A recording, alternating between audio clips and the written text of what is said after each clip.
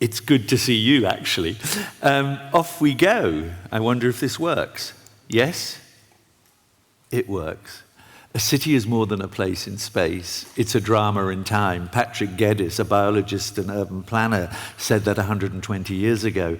And I think that is so true, obviously, in the context of today. And every city, as we've just heard, is thinking about where we're going and how to get there and what to do, and thinking very hard about it. But as we've heard already, it's a bit like 1 minute to midnight in many respects, but we don't want to focus too much on the 1 minute to midnight. But it is fragile. Things are fragile. Our friends from Melbourne will see that this is the maquette of their state library at the time. Anyway, but what it represents is this fragility that we're living through. So why is it all so fragile? What is fragile, and so on? Well, and why do we all need to wake up? And that includes me, of course, and everyone else around here in this room and elsewhere. Because the earth is hurting. We can see the earth hurting. We can, in every way, either it's too hot or it's raining too much or there are too many storms. Things are changing dramatically. And why? Because we're in the midst of a systemic crisis where a business as usual approach will not get us to where we need to be. Because our way of life and economic order is materially expansive, socially divisive, and environmentally hostile. These are big things which are actually shaping everything that's happening. And yet, we know what the problems are. The footprint is too big. We know that we've got solutions. We could move more quickly towards a hydrogen economy. We know that these key words like circularity, the circular economy, are very important, that we need to be more inclusive and participative and engage people more. So the technologies are there, and also the ideas and the policies in principle. And what is so great, sometimes particularly art, helps us increase that awareness. Oliver Eliasson's Melting Ice is the Paris version, just reminds you viscerally what's going on. You don't need to read some complicated text.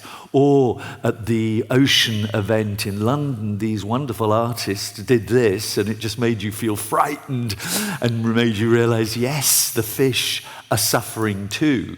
Or Ben von Wong, the Malaysian-Canadian artist who did the plastic tap. And that's sort of, again, something that reminds you that even though we're trying to reduce plastics, it's still spilling out forever. And even here, this is the New Zealand pavilion where they've given the rivers rights. This is the pavilion in the Dubai Expo, where the right to the river with a legal status was incredibly important, and you immersively felt, you were inside and felt that river that is also suffering. Or here, a German artist who just reminds us, when I was born, there were 2.1 billion people on the world. Now there are 8 billion. So that does mean there are likely to be more pandemics. There are likely to be many, many more things. And cities, of course, are growing. We don't dare talk about the population crisis. And then, of course, this movement of people, are we being tolerant enough? Are we respecting diversity? Is another question that faces us all. And of particular importance, often we say, this is for the young. The young are here now, but as you can see on this graffiti in Athens, you can see that they're saying wasted youth. And that's when I saw this lift, it said, are you opening the doors for me? And I took the picture, and then suddenly the doors opened, and there were all these boxes. But, the point is, are we actually opening the doors for younger people, or are they just going to run off and say, I've had enough, I don't care about you anymore? So these are all issues we all know about. And even so, I remember myself saying there is opportunity. There was a shaft of light that appeared. Was it in the COVID period? There was. The birds were singing, the skies were blue. But a friend of mine, an artist, said, lockdown. I thought that was very clever. And I thought, hey, that's grey. Let me just wait until the sun comes out. Perhaps there was an opportunity in the crisis, and there was, but we didn't take it. Lots of people felt going back to the old normal was like an exotic destination. And so we're not really dramatically changing in the way we might wish to. So, and here's a but, and I remember saying this to myself, yesterday you said tomorrow, someone said to me, and then the next day it was today, and I thought, what have I done? I haven't really done enough to deal with the promises that I said to myself. And we all know, I know the urgency, we, all of us. I've been calculating the days, and it's exactly 1,934 days till the 1st of January 2030, and 9,000 or so to 50. So these days, as we all know, are continually going down. And then there's Earth Overshoot Day, that in 2000 was the 23rd of September, and this year was the 1st of August. These are just sort of iconic facts that say everything, which means that all the aims of the Urban Revolution Initiative are really desperately urgent, because we need to move along with more speed, and we need obviously global solutions. And the great transition that we're all talking about, which of course needs to happen, actually we feel trapped because we don't seem to have agency to get out and do something. And therefore it's a psychological problem. This is Sigmund Freud's couch in London. But it is a psychological problem. I have the psychological problem of actually absorbing really viscerally again that transition. In that sense, it's a cultural problem. And culture is really the other invisible hand. The invisible hand that we're not seeing, which is guiding things. It's a superior form of knowledge in the end, because that's what makes us tick. It's not our operating system. We think it's sort of something extra on the side, but it is really the thing that is driving things. Therefore, city making is a cultural project, because, as is clear to all of you, it's about values, habits, mindsets. The aesthetics we use. Is the building making us feel horrible, good, easy, whatever? Is it satisfactory? Etc., etc. So it's also, of course, cities respond to the environment. That's why Bilbao, of course, is different from, I don't know, Cadiz or something like that. But it's a cultural project we're talking about, because it's about our values. And understanding complexity is the key thing here. And I often think, what is complexity? And then I have the image of spaghetti in my mind. And I'm thinking, not only is it spaghetti, but it's also all the liquid in the tomato juice and all the cheese that goes on top and all of these things. It's like the city that we have, all of these things going on. And then behind it are darker forces that you can't untangle.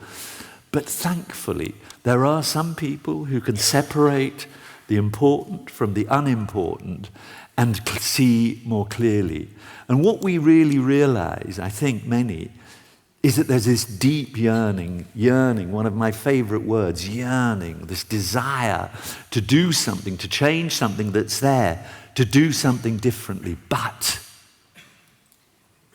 we tend to hit a brick wall. And what is in this brick wall, what is behind this brick wall, is a lot of stuff. Because, as one philosopher said once, it's easier to imagine the fall of the world than to remake it. And what's so beautiful about this initiative, the World City Initiative with Bilbao Metropoli 30, is that this is a positive approach. We're not saying we're imagining the fall, we're imagining what could be, because we've got examples all over in this room of people who are doing things differently and are reimagining. And they have the plan Bs. They've had to do incredibly difficult things to create these plan Bs. And a lot of what it was about was like this exhibition in Canberra saying, it's beyond the self. It's beyond me, me, me, me. It's about us. It's about we. Where things like collective empathy are seen as really the main thing if we're going to drive forward in one way or another. And I remember a long time ago seeing this in Copenhagen. It said on the Architectural Museum, it said, be best not in, but for the world. And just that one change in word from in to for is a dramatic shift. And therefore, we have to ask ourselves, what triggers change and the transformative effect? And lots of people talk about it all the time. And I think why we are so keen on this project is because not so much has changed. More should have changed. There hasn't been, in some ways, a real change. But what triggers change? Is it fear or hope or a mix of the two? And I'm continually struggling with my own fear, but also my hope. And then I'm trying to make more hope than fear. And the other obstacles, of course, to this change are vested interests. People just simply don't want to do what all of you are talking about. Bad ideas. A bad idea is the idea that we're all egotistical. Yes, we are a bit, but also we share the common interest. Also, polarization, all of these things you know. No shared information space, anxiety, a lack of trust, and so on. And I remember in Lviv setting up something called the Biennale of Trust, where we tried to bring people of difference together to collaborate on projects. They didn't know each other. But trust, as you know, has gone down in nearly every sphere. So trust is important. And this is just a symbol of saying there's also AI. I don't want to talk about technology, but that's also an issue in the horizon that we're all involved in now. So, what is the other obstacle? There isn't really enough of a 360-degree perspective on things. There's this ding-dong thinking. I don't know if that makes sense in Basque, but ding-dong, dong-dong, fragmented thinking, which doesn't look at things as a whole. That's an obstacle. And, of course, this thing about mindsets that we've discussed before, which can shift, which you are proving can shift because of the projects you're doing. But there's also one thing I think is really important, which is the endless forgetting of that worked well. There are so many things we have done historically that did work well and are good that we haven't incorporated enough of at all. So what drives change then? Some of the things that I showed earlier, the artistic projects and stuff like that, is one element. But there are many others, like the way the mind works and so on.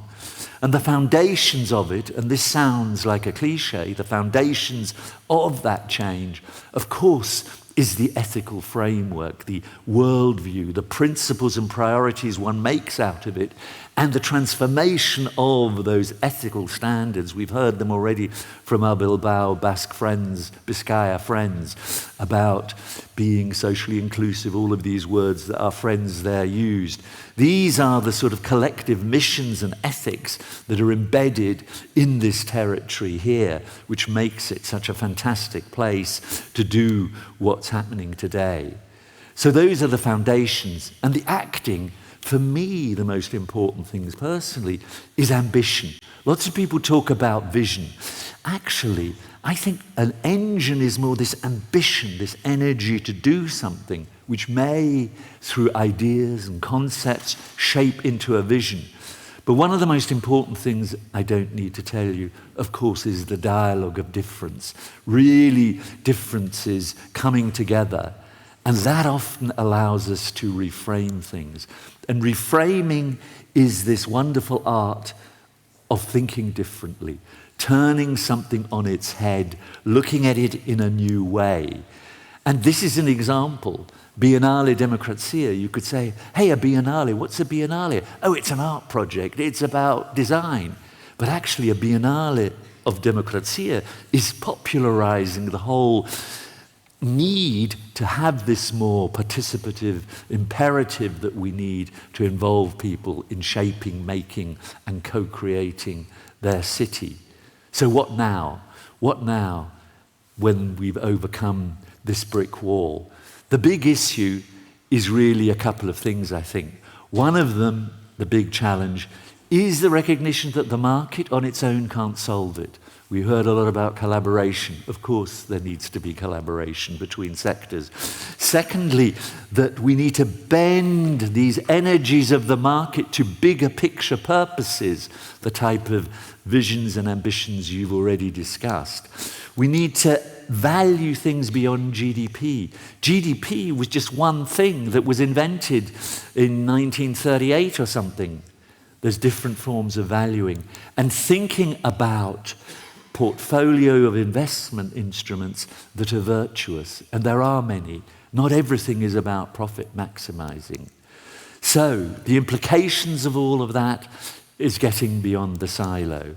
And what I think is also true, another thing that triggers a change, is an evolving mood, a movement, a set of networks, evidence, but crucially, the real project. And this is what's so important about today, because there are real projects that are showing this movement in the making.